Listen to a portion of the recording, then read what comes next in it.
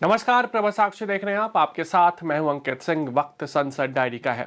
बुधवार को संसद का बजट सत्र शुरू हुआ। बुधवार दोपहर दोनों सदनों की कार्यवाही स्थगित कर दी गई और कल यानी कि गुरुवार सुबह 11 बजे फिर से शुरू होगी।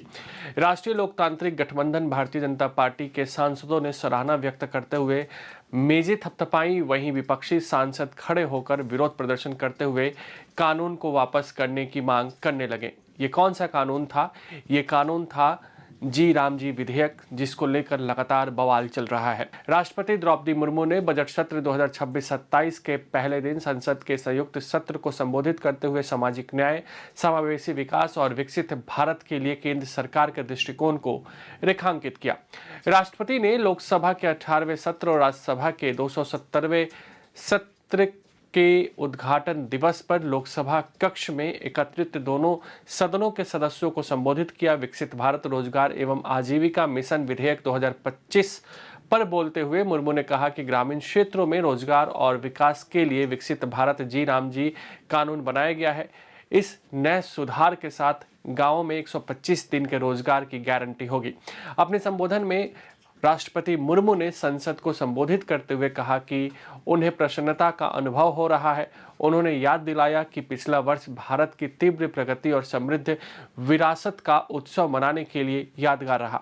उन्होंने उल्लेख किया कि पूरे देश में वंदे मातरम के 150वें वर्ष पूरे होने पर जश्न मनाया गया और नागरिकों ने बंकिम चंद्र चटर्जी को श्रद्धांजलि अर्पित की। उन्होंने कहा कि देश ने श्री गुरु तेग बहादुर जी का 350वां शहीदी दिवस मनाया। बिरसा मुंडा की 150वीं जयंती पर पूरे देश ने उन्हें श्रद्धांजलि अर्पित की और आदिवासी समुदाय के प्रति उनके योगदान को याद किया। राष्ट्रपति ने कहा कि सरदार पटेल की 150वीं जयंती से संबंधित कार्यक्रमों ने एक भारत श्रेष्ठ भारत की भावना को और मजबूत किया। पूरे देश ने देखा कि भारत रत्न भूपेश हजारिका की जयंती समारोह ने देश को संगीत और एकता की भावना से भर दिया। जब देश अपने पूर्वजों के योगदान को याद करता है तो नई पीढ़ी को प्रेरणा मिलती है, जो हमें विकसित भारत की ओर ले जाने वाले हमारे सफर को और गति प्रदान करती है। सामाजिक न्याय पर ध्यान केंद्रित करते हुए राष्ट्रपति ने इस बात पर जोर दिया कि बाबा साहब अम्बेडकर ने लगातार समानता और सामाजिक न्याय पर बल दिया, जो संविधान में निहित मूल्य है।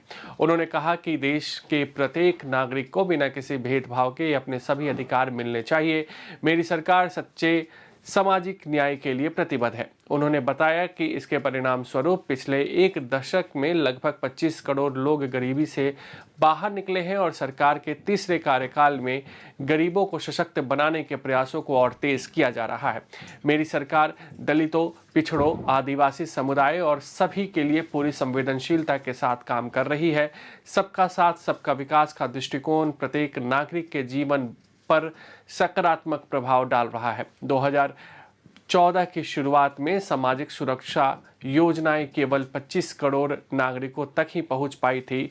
सरकार के प्रयासों से अब लगभग 95 करोड़ भारतीयों को सामाजिक सुरक्षा योजनाओं का लाभ मिल रहा है।